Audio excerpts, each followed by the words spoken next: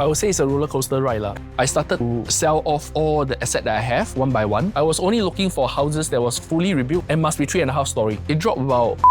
The developer came in, wanted to bid for the land to rebuild. I beat the other individual owners by giving time. I gave the seller extension up to 6 months. I avoided 10 because of a budget issue. The builders, they didn't request for the soil test. They tendered based on the worst case scenario, going early, because this journey is about self-realization of what you truly need, what you truly want.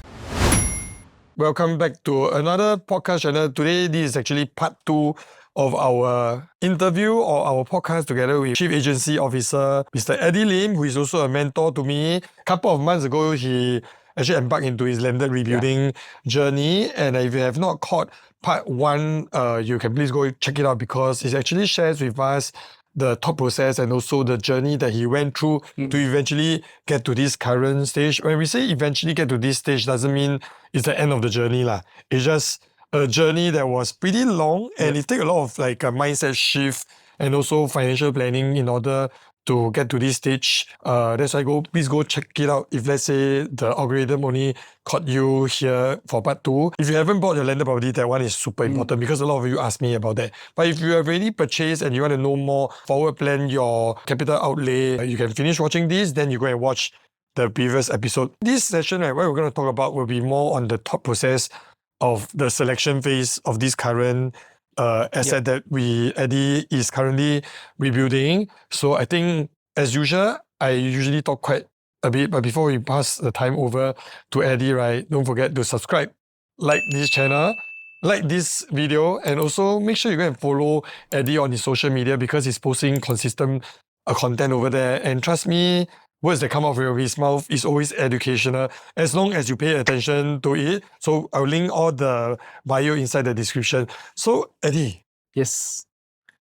So your journey, wow. I purposely never asked. I wait until today then ask one. I also cannot take it already.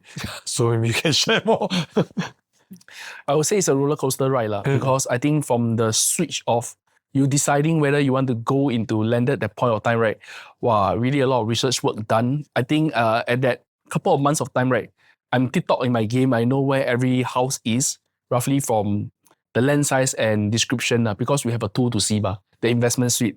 So that's better for me to analyze. So now coming into the journey, I was staying in a unit in Boat House. Then I also got some BUC. Then I thought that, okay, let me go and look in the market on what's available. My first challenge was where. I started in Seletar. I thought 28 was quite nice to stay. I truly love it. It's very conducive for family to start up. Begonia area. Show.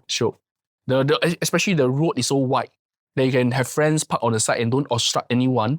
And the neighbors are quite friendly. So after that, besides 28, traditionally, where do people start? 19. 19 is really highly concentrated. A lot of good houses there. But after exploring for a while, then I thought maybe a bit too cluttered for me, because Serangoon area really a lot of landed owners, and landed owners normally have a lot of cars. Then because how the place was developed, some roads, not all of them are quite tight. I mean, why I say some roads, because my budget is that some road one. Yep. So if your budget is a bit higher, you can go to some of the other places. You can go to Ripley, go to the bigger ones. I avoided 10 because of a budget issue. If for, let's say, 5 to 8 million wise, in 10, the number of choices you have is not a lot. Unless you stay there, you have the opportunity to wait out and get a good buy, like Marcus. Then the next thing people will consider is 14, 15, and 16. I avoided 15 because I thought it was quite expensive. And I keep thinking that on 15, the soil condition is not good. Okay. That's what people usually say. So I look at 16, size is very big. 14 is a mixture of convenience, Kembangan area. For convenience plus a bit of, per square feet is not so high. So you get decent land size.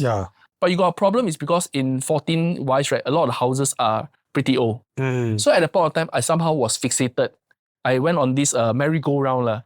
I was only looking for houses that was fully rebuilt and must be 3.5 story.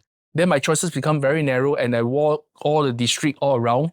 I missed one unit in 28, and then after rebuild one. Rebuild. 28 rebuild would be nice. Very nice. Because it's big enough. If you go for 14 rebuild, 40 also can be quite nice. So like what we shared, right? In the 28, I missed that rebuilt house, but I was having difficulty. Why? Because the owner separated. So one say yes, one say no, then ding dong here and there. Eventually, didn't go through. Also because I had my problems. I haven't sold any of my properties yet. Oh, Yeah, so I needed extension of time. I needed some options to help me to transit lah. So with all these terms on the table, right, I become on the very weak end of the negotiation table. Every owner hear my things, right? They were like, increase the price. You never heard of people increasing price, right? Have leh. I put it offer people increase price. And then the worst thing is that like almost a lot of the agent that we know each another, then the owner, oh, you are from where? They Then know your suddenly the price profile. increase a little bit. Yeah. You jialat loh. Okay. But actually, not so. Everybody's on a tight budget. Right? Yep. So eventually, I was PropNex agent group chat, right? Somebody shared a listing in one of the group chat itself. I saw that the location was very nice. Price was decent, but however, is 2-story. So because I had a few viewing that weekend around the area, so I thought I don't mind to go over and have a look lah, because it's an open house ma. But from the outside already, this one cannot. I already cut off it because the land is decent, 3,003 about there. But then the built up, the footprint of the house is only 60% of the land. Underused. The front is not maximized, the side is not maximized, the back is not maximized. And some more 2-story. You A and A, you will cost a lot of pillar around it because you're not tearing down the main structure. Ma. So very hard to use. Then you rebuild, the price also, you feel a bit begam. Because it was asking for a higher price then. So because your A&A can only add 50% of the GFA also. Correct lor. So because you only, if it's 3,000, you need 18,500. Still not maximized. Then I worry about rebuilding because rebuilding today, right, easily 2 to 3 million. Yeah. A&A is about 1 million. You do a reno, it's about 500,000, depending on your size. Take about $400 to $500 per square foot. You get a good gauge of whatever house you stay in, your land that you are. So I wrote that house off immediately. I went into a negotiation with another unit, which eventually the same thing happened. Price increase, don't give me the timeline that I want. Then I said, okay, let's stop. So this was about 2 years ago. I started to sell off all the asset that I have one by one. Oh, okay. Then I went to rent.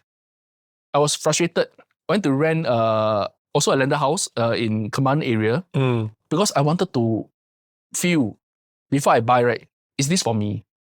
Is the living inside the house suitable for myself? Because and maybe the potential maintenance of the... Yeah. So once I went in, I mean, definitely, I had a very good landlord, really friends. He just dropped by my house every now and then. That have few family gatherings, and then that kind of feeling that I was looking for was there. Where the family come together. As and when, sometimes now I go home right from work, they're there eating hot pot. I also don't know they're there eating hot pot, but they just come. I mean, my helper is at home, and then they just help themselves with things, and then that's where I get to see everyone. I thought that was something nice. Okay, then I become priceless. Yeah, then I become serious in my landed thoughts again. The dream reignited. Yeah, so but I haven't started looking. So we went for a management meeting in Batam or Bintan, I've forgotten. So Ismail, Kelvin, everybody was there. So we had a full day meeting there, and then we come back on the same day. So on the ferry back, I received a phone call from the agent. They call me, hey, boss, you remember this house? I say, yeah. Why? Because I was like quite skeptical of the house. So there was a price drop. The owner found something that they like, and they really wanted to move on. It was an elderly couple, very established. They are lawyers. I feel that they are very refined. They are not unreasonable people, but earlier on, why they asked for a little bit more is because they worry about the transition. So it's on valuation as well. What they ask for is not really unreasonable. So because they found something better for their retirement and at a good price, they are willing to reciprocate, right, and give a better price for their landed home sale. So the agent remembered that I walked in. Actually, I didn't show much interest, but somehow he registered that I seem interested. So tip for all the landed buyers, always look interested. You never know that the agent will call you back because he think that you want it. And then it was something that fell on my lap. But as you know, when the price started to change, right, a lot of competition will come in. I had a few other buyers that wanted the house as well. And then also a developer came in. Your houses sold already that time? I managed to sell everything, Yeah. Yeah, so I was already renting for quite a while, 1 year or so. I managed to sell everything. So one tip, always look interested and sincere. Don't treat agents like con men, treat them like partners, right? We respect lah. Express interest so that when there's a good deal that time, you'll be remembered. And most importantly, I feel like what I really absorbed from what Eddie's experience was is that you realize that a lot of people are waiting for the perfect scenario. I find something I like, then I sell my things. I feel end of the day, we get awkward. Now based on reflection, right? Now when we reflect back, it becomes a merry-go-round. Why? Because you never sell also, you cannot get a good price. Yep. And you never get a good price, you won't buy also. So end of the day, you are going through a lot of viewings and all these things, which you can understand because when you were buying that time, you were all super busy. The company was growing like mad. You are rolling out so many initiatives. You also don't have time to sit down and probably think that, what is that we really want? It's just people push you product, then you go see because, and that was more like initiated, more passive than active lah. True. Until you make a decision to, 全部卖掉 because I wasted so much time on hindsight. And then when the opportunity came, you're ready lah. So this is something that I always talk to my clients about. Sell first, rent first. But a lot of people cannot wrap their head over it lah. The house is ready when you are ready. Key thing is that lah. Okay. So when on the ferry, I'm still on the sea. I received the call. Then it dropped about. So the developer came in, wanted to bid for the land to rebuild lah. So that's when it opened my thoughts to think, hey, maybe rebuilding is something that I should consider as well. But I need to quickly work out the numbers lah. Anyway, here's a very good tip on how to beat competition. Number one, I had a place to stay, right? So what I say, I beat the other individual owners by giving time.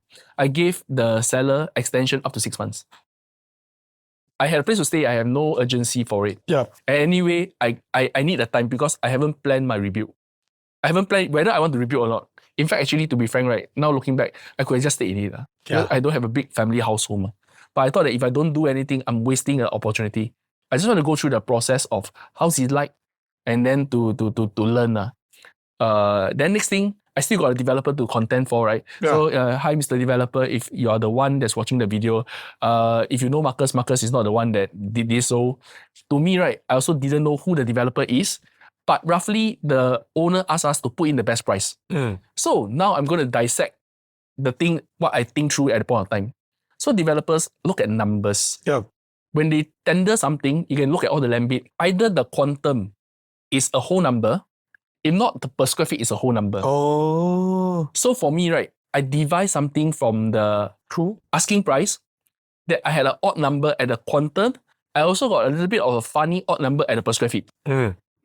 So I didn't know whether I will, but that was thinking on my hand, right, on what I think I can afford to pay, and then that little more and see what can happen. But definitely, I conveyed my most sincere offer to the seller. I say that this is what best price I can put into to this itself, and then for the extension, right, you tell me how long you need. I say up to a year lah. Actually, it makes sense, especially if you're a seller also. Because a lot of sellers always think that the buyers, when they make offer, sure got buffer one, they're trying to lowball us. Actually, when we make offer, we are really quite sincere. You also don't want to waste time negotiating up and down because it's a landed purchase. It's not like a one-bedroom condo. You're trying to arm twist everyone. The scarcity, the level of scarcity is such that the buyers don't really have a choice to try to... I would say play punk or just be cheapskate and just throw low ball because landed is not like mass market and stuff. I also had a buyer agent. So that helped me out a lot because whenever I don't have time to respond to the offer negotiation, right, my agent is there helping me. So that's the thing. Then people are thinking, why don't you do it yourself? I think like what Marcus shared is that my mind is not on top of the thing itself. If I do it myself, I think I'm doing myself a disservice lah. Yeah, so having someone, I think, and the best thing of all, to every house that I visit, right, I paid my own buyer agent. Wow. All my purchase so far. Actually, you're quite a bit similar. my landed purchase, my house purchase always got one agent. And Mm. selling, I also don't sell on my own. Because sometimes, if you can relate, you tell me inside the comment. Sometimes you're so vested in whatever you should be doing. Why? Because in your career, in your journey of entrepreneurship, you committed yourself to a lot of people. Mm. So your mind is always people first. Mm. Doing for your people, can be your staff, can be your clients, can be the business or whatever. So sometimes you're so vested in whatever you're doing. The house you want to buy, suddenly you got no time to go and push things to make it happen. Mm. But when you have a buyer agent, which their lifeline depends on this, right? They will chase you. Hey, boss, how are the offer? How are these things? How they will chase you for it. But if we own self do it, when you get a little bit busy that time, you miss out on a lot of opportunity. Yep. Is that what you're trying to? I think that's the key thing, lor. Oh. That really somebody that have the focus on top of things. Can relate. Really true. And also one thing, then at least the wife will not scold you. Yeah, because you miss the unit. Right? Yeah, you miss the unit. Yeah. So words of wisdom, and my number is here. You need somebody to represent you. Give me a call, because I've been helping my clients look for landed properties recently, and all of them are really quite well versed already. And we just need to have somebody there to actually give you the advice to see whether this is the correct one or not. Because to be honest, there are always a lot of options. Yep. And sometimes if you do not have a second opinion, the decision-making process may be a little bit draggy. And sometimes time is money lah. Yep. Right? If you don't take that action, somebody will take it. True. Yeah. So managed to secure the house, happy about it. Then after which, definitely because of work, busy, right? I mean, I left the house vacant for about a year lah. To be frank, that's for another play that I will share maybe in future as well. So during this period of time, I started to think whether is it a reno, is it a A&A, is it a rebuild? So we all have friends around us who are in this space. So something that I think back at the point of time, right? Definitely, I don't really regret it, but I felt that maybe I could handle it better because friends happy about it because I bought through two agents of our agent. So a lot of people know where I stay now. So they also tell people that within our circle that's in the building space, and then either they approach me or somebody shared with them that I'm looking for someone. And then because of friends, we talk about it. So somehow I feel I wasted a bit of their time because three of them submitted a proposal to me after understanding what I wanted. Actually, this period of time, right, the biggest problem I had was trying to understand myself, what I wanted. Even though is it A&A or rebuild. So everybody submitted two proposals, A&A and rebuild, what they think they can do. Then I was totally confused by then. Yeah. Because every one of them gave me a different thing based on what they interpret your requirements to be. That's when suddenly our dear Mr. Allen, who is really I would say he's the landed guru lah. He sit me down and say that, you ever considered, so if let's say somebody come to you, right, and give you a proposal and then to rebuild, right, it's called design and build. Yep. So Allen sit me down and say that, have you gotten your architect to go through everything that you need? Then next, put out a tender so that all the builders can give you a proposal based on equal terms. Yeah. What material, what specification, and then from there, right, it's easier for you to see pricing. Yeah. Yeah. Then after hearing that, right, that was already 6 months gone. Then I found an architect that I find that quite I can relate to easier. He understood a little bit more of what I wanted. So we went through the plan. But I had somebody helping me with the design as well. Definitely from Audex Wenping, really tip top in his 3D design of things. Then after that, right, we started the tender process of 5 people coming in to tender. Actually, from the tender, I learned a lot of things. You need, number 1, an architect. Number 2, you need a QS. Number 3, you need a PE. These are the 3 critical people that you need. Architect for all and the PE for all the submission and everything, right? But the QS is somebody that you need to find someone that is really very on the ball and also have an eye for detail. Because when I went through the tender interview, every one of them came. So the QS was opening up the screen, right? Okay, so you agree to provide this. Then suddenly the QS will throw a question to the tenderer builder. So for this, you mean, right, what kind of material are you doing? What kind of method are you going to do this? So that kind of thing, right, helped me to understand how proficient the builder is and then what kind of materials are they giving you? Because different construction method will somehow impact the infrastructure. Yeah. But because of how experienced some of these architect were, right, I learned something. Actually, my rebuild don't need to be that expensive. Because after the soil test was done, right, we realized it was hard sand. And anyway, Yeah. the district you bought was 15. Yeah, lor. You were thinking maybe the soil there not so good. Yeah, so I had the pre-judged mindset. But after doing the soil test, because I actually had given up, I didn't want to do the soil test. $3,000 ma, why you need to waste? But the architect said you do the soil test first. Then you will know what kind of soil. And then after that, you evaluate the builder, right, and ask them what kind of piling are they going to do. Or if piling is needed at all. Because some of the builders, they didn't request for the soil test. They tendered based on the worst case scenario. Yeah. It's about $1 million off. So the piling can cause a big difference. So you can do micro pile, full piling. So at which point did you apply for the soil test? After you completed the sale, right? After I completed the sale. Because sometimes when people buy a house and it's for the purpose of a rebuild, inside the contract they request for soil test. Yep. But most owners won't agree. Most won't because it's quite noisy leh. Yeah. 是吗？我没有做过 soil test. It's like it's really equipment come in, then it's not like you, because soil test you think you take one stick, poke inside, come out, soil, no leh. It's a process lah. So it's a process. Definitely, I think this is some of the things that what market share is really true goal. Because after you do the soil test, you need to arrange for a schedule with the owner, and then after you wait for the results. Luckily, they were during the extension stay, so they were very, very accommodative to me. But looking back, I would have requested it before I bought the house. Because if you really decide to rebuild and you never do the soil test, and then if it happened to be, that kind of very loose soil, then you're going to spend a lot on piling. Maybe even a rebuild may not be recommended for you itself. Because after that, there's maintenance. So looking back, those are some of the things I should have done. Really, $3,000, $4,000 is money, but this is critical things that you should have considered before you went in. Due diligence. Yeah, due diligence. Some people don't, like developers, they don't do it. It's because why? They develop a few units along the street, so roughly they know. They may have a bit more intel than you. But let's say that looking back, right, if you are somebody selling, right, maybe if you are thinking of using like rebuild as a selling point and you really want to differentiate yourself from other houses, you can do a soil test for yourself. Oh, that makes sense. Yeah. Then if your result is very good, you can put it there. Hey, hello, you can save 500,000. What I'm asking from you is not really that high because you save all your construction costs. So that's something that I learned as well.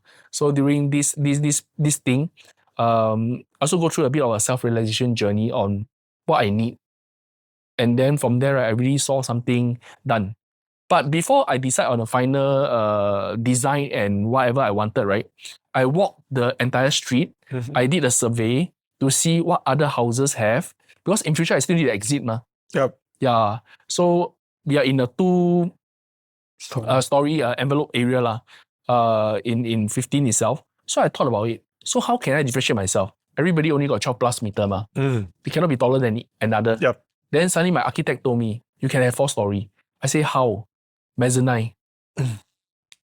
So you can create a mezzanine level and then also have a basement.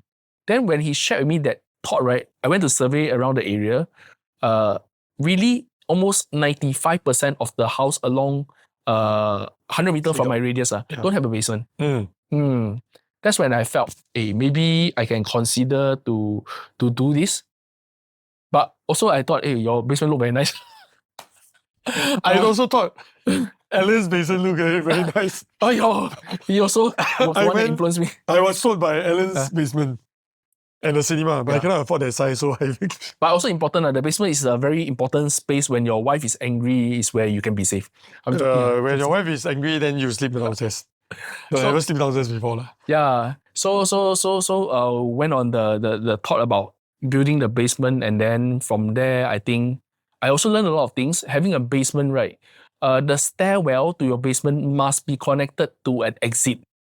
A lot of people don't know that. That is a new requirement nowadays. But also, from the basement, I also learned one thing. My home shelter don't need to be on my first level. I shifted it into the basement. To the basement, yes. Yeah. So then the next decision that came in was that should you have a lift? Then I look around my left and right, my parents, 76, 77 years old, you better have a lift. Yeah, because the current place I'm staying now, right, 3-story, no lift. So every day I run up the stairs. Good my lah, daily exercise. Yeah. Good exercise. But then when my parents come and stay over, right, then they have difficulty. So I thought that maybe the next one have a lift. But building a basement, how much does it cost now? Wow. You have they have segregated the information for you. So they did categorize it. I think $500,000 is not unreasonable for the things. And also building the basement before that, right? They also need to do some tests that your basement cannot be too near the semi-D, right? You cannot be too near the foundation of your neighbor house. So from the neighbor house, it need to be set back. But it's good enough because basement space is not part of GFA. Yep. Basement space is not part of GFA. Free space. So if you can maximize the full basement, go ahead and do it. But most people, because of needs, they just build half of it. You already start digging, might as well complete All it. the way. Yeah. I know some houses, they build all the way until the car porch. Yeah. I don't know. You can. Yeah. Alan's house, no. Yes, sir. Yes. Yes, sir. Yes. Yeah. Mine is only until the boundary of my own house.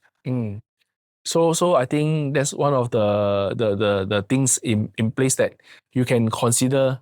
Sometimes definitely will be a bit xiong because it's cost Yep. Yeah, but there's like financing option like what Marcus say. I've known of some owners that because the valuation went up, right, they managed to do a equity term loan. Because equity term loan is based on residential interest rate, today 1.45. Yep. And some of you can get even lower than 1.45. If you find the right person like Marcus to help you with it, then from there, right, you use that equity to go into the rebuilding. So what's the difference? Like what Marcus said, you can get a loan for rebuilding, but the interest rate charged on that loan is slightly a bit higher. Yep. Yeah. So means to say that if you buy a land at 4 million and you expect the valuation to become about 5. So if you buy in with a down payment, 75%, you have 3.75 million, you have about $3 million loan. But when the property appreciates to 5 or let's say 5.2 in 2 years' time after you've rented it out already, then with the new valuation, let's say $5.5 million, the equity term loan means you can take your 75%, you can take a loan for 75% of your new valuation. Yep. Which your new loan minus your existing loan minus your CPF usage will be what we call a equity term loan that you qualify for. So that is one plan that often some landed properties owners, if really they take it as a step up purchase and 真的觉得 not enough money to rebuild one, that can also be a way to stagger your plans. So foremost consideration, like what Marcus said, right? Let's say you buy something at 4 million, you need to rebuild. So now we're talking about comparison of prices first, then we can go into the second part, right? In the same area, same size, 2-story versus a fully rebuilt, definitely there's a difference.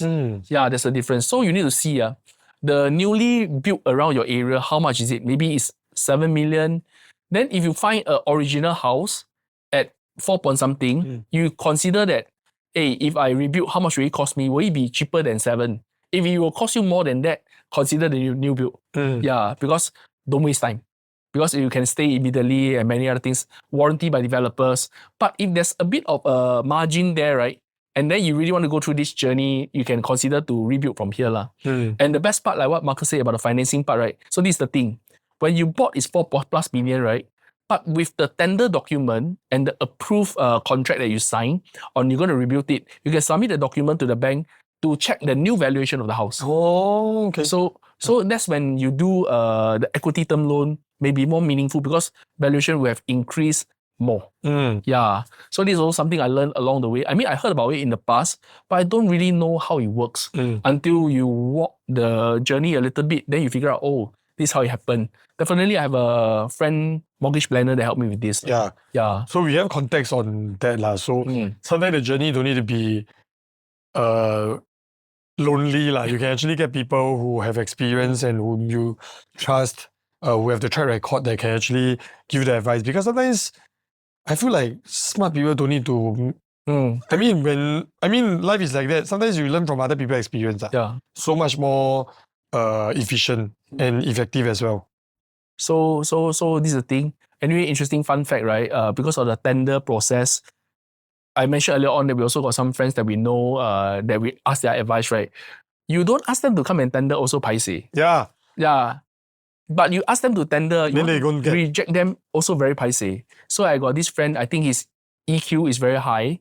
Because I don't invite him. I mean, we all know who he is. Yeah. Yeah. Then he tendered in, right, with so much EQ that I really have so much respect for him. Why? Because he tendered in at a very high price, giving me full spec for everything, full specification.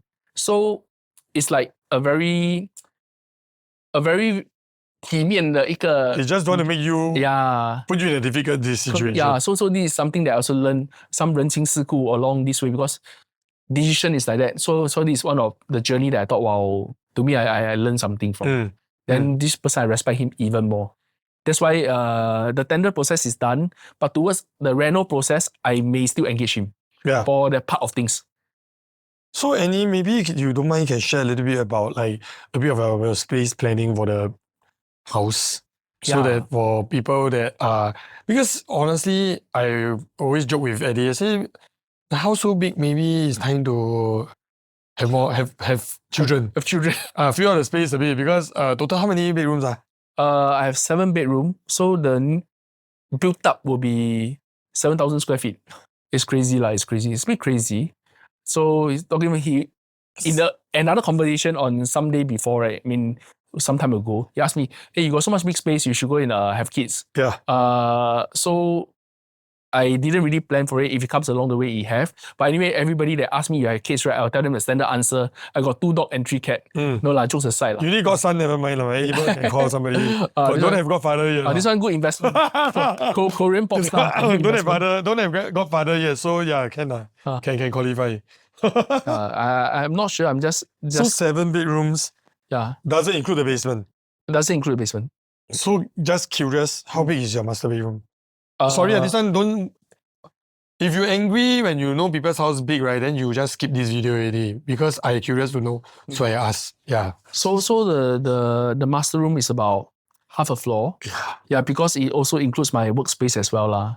Then definitely with ensuite and walk-in wardrobe. Which so the 7 bedroom. Actually, I come with the 7 bedroom, but eventually I realized I had one person in mind for each bedroom for one family member, like my parents, her parents, and then my aunt who is alone, and then so I got a person in each room that I thought about housing, which is why when the final design come out, I thought, wow, it's perfect to what I thought it was. Yeah, that was really somehow it happened in that way, lor. But when you build it that time, where do you have a target audience? Like maybe when you did the space planning, was also the exit taken into consideration? I believe yes. Yeah. So in terms of the planning of the space. Yeah. So in terms of the space, the exit was also a key part of things because I realized is that today definitely the granny room on the first level is very important for aging parents. But now with lift, right, I converted the first floor into something else so that they can have a full second level for themselves. The second level is a mezzanine, it's only half a floor. So it's free space because the ceiling height is high, right? So I cut it into half, 2.8. Then the second level, there's 2 bedrooms for my parents. When they get older, they need a bit of own space to move around with an ensuite. Then on so-called the level 3, actually it's level 2 lah. Because mezzanine is 1.5. Then level 2 is my master and then another 2 guest room. Then definitely there's still the attic. Attic become what? Attic actually it can be 4 room, but I just make it into 2 lah. Yeah. So it become I don't need entertainment space. At first I planned the attic basement to be entertainment space, but I have a basement. Eventually. So what do you do to a basement? So basement is fully I have a entertainment space, a bar, and then also maybe a gym. Yeah, so this is the main area for that. KTV room? Huh? Or KTV room? Haven't really decided. Actually, I don't think need Yeah. I don't think need Yeah. Now everywhere else have.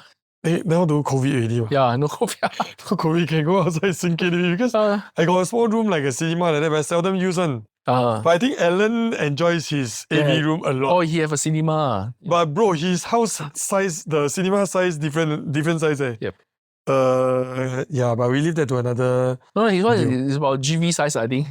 The one is like a small, like those eagle eye. Yeah. that kind of size already. Mm. So different level. They want a bit like Hollywood homes kind of thing. So I think just now Marcus was trying to lead me to share this is that when I was building the house, right, was I fully building it for myself or was I also putting the future buyers consideration into it? So this part really a bit have to infuse in. Cannot be everything to us, right? Because you know that every one of you is unique. What with 100% like one, very hard to find another person just like you. So need to compromise a little bit on things. Yeah. What's the important part that you cannot do without? What's some of the things that you feel that you can mitigate a little bit, then you make it a little bit more mass market to help people. Because I've seen people do ID or Reno purely to their own taste. But when they exit that time, it becomes an issue. Like for example, I've seen people's houses, they only build, cannot say this. Yeah. Anyway, they build it to their own liking without really consulting like their architect. Sometimes the architect is important. Because the architect has the first-hand information about what is the typical trend or typical requirements of modern day, current day buyers. They will tell you like, actually these days, example, basement is very popular. A lot of people when they look for a house, they want a basement. So they will tell you even things like, oh, these days, this material is very popular. So people will use this, and these days, this material not so popular. So that they also give you ideas about what you should spend on.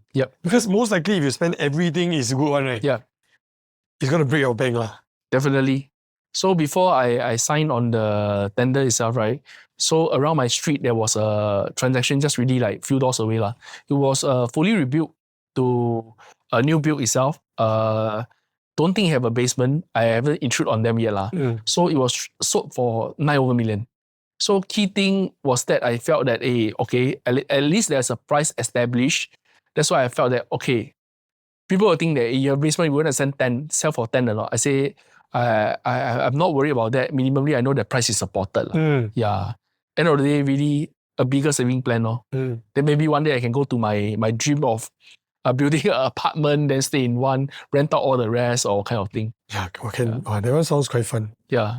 Can do it in Singapore will be quite sick. Yeah. I also inspired by Eugene. Co-living. Yeah. Then I thought that in future, if I need to stay in somewhere else with other people, might as well maybe if I can customize the property. But that one you must be quite old already Yeah. So you got a lot of children. You got a lot of years. You got a lot of children in PropNex to look after. You don't have time to. You don't have time to be a co-living owner because you got too many children in PropNex to look after already. For me to stay and then co-live with other people. So there's just some funny thoughts along the way. So here's the journey. I guess just to sum things up, what we talked about today was actually not just a selection process, how you engage with agents, how you engage with the owners, how you did forward planning for your purchase, which put you in a very advantageous, I wouldn't say advantageous, in a very flexible scenario whereby you can accommodate with the request of the owners. Why? Because negotiation always win-win. You cannot twist on. Let people win a little bit. Let people win a bit so you look at the bigger picture. Also during the review that time, how you use a little bit of creative planning to plan for your construction costs as well. And last but not least, when you build your house, how you actually have an exit in mind to maybe take some compromise here and there to ensure that in future... Oh, plus one more, must work with good architect. Yeah, work with good architects that can really understand your needs rather than just look at a tender. Because when they give you a contract, actually the truth is when they give you a contract, right? You cannot differentiate.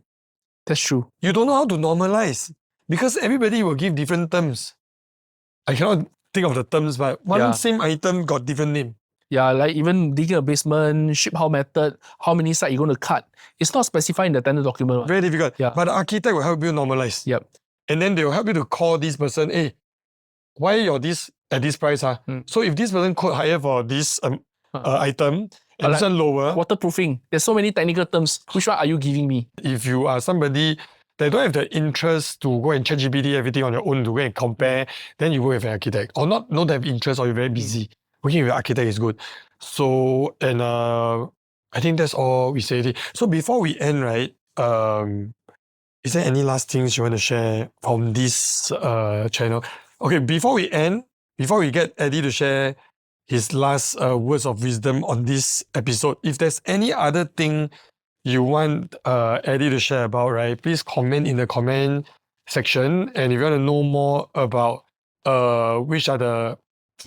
because we don't want to promote architect. We don't want to like outright promote. Okay, never mind. So if you wish to hear more from Eddie, feel free to sign up for our Property Wealth seminar where Eddie will be actually conducting it live together with Ismail and Kelvin. 有后还有吗? With basically our bosses of PropNex, and trust me, and if you wish to find out a bit more about what they are sharing about, you can go click on the link to find out a little bit more, and click on my link so that I know that you are the one that's going for the PWS. Maybe I can go and say hi to you as well. And this is my number. You can feel free to reach out to me. So Eddie, any last advice for people? For this segment will be more on like the review and the selection process. So I think from what I started the sharing with, right, I think the key thing is that for all of you who are thinking about going landed, truly I think it's something that you should embark on. There's no entry age for it. If you can go in early, because I think this is going to be a fun journey on what you start off with. Next, I think this journey is about self-realization of what you truly need, what you truly want. So coming into the market, if you are thinking about landed already, when you engage your agent, right, don't just dictate on what you think that you want. Maybe you can let the agent facilitate and guide you a little bit. Definitely you know what you need already, but let the agent bring you to see other parts of the landed requirement or landed things that maybe that we may not know. There's so many things to learn. Even today, Marcus, myself, we've already bought and sold 2 landed property and more to come as well. Even a shop house. There's always things that we're learning every day. Yeah. And they still make mistakes sometimes. Yeah, exactly. No choice. Because life, growing up is about making a bit of mistakes here and there. But I still remember what my boss earlier said. As long as you don't stop here, the journey hasn't ended. Correct. Yeah. So that's the best part of thing. So the journey is about growth. So with that, thanks for watching until the end. Feel free to go check out part 1, which there's a lot of wisdom in terms of those that are thinking about your planning stage and all these things, because Eddie really shared his whole full journey. So go check it out. If you want to go and see my other bosses, which we earlier on mentioned, Kelvin and Ismail, right? We also have these few podcasts. If you can spare a bit more time, do feel free to go check them out, because I've been receiving a lot of texts from you all to thank me for the Kelvin and the Ismail's session, and also for my architect that actually helped me with my house. So feel free to go check them out. But if you are in a stage where you think that maybe after watching this, maybe landed will be next stage, right? I also have new launch reviews and also what you can buy with $2.5 million or $3 million properties, right? Do feel free to go check them out. And once again, I want to say big thank you to Eddie for taking out his time. Show some love, follow him on his social media accounts. And with that, thanks for watching. See you next week. Bye.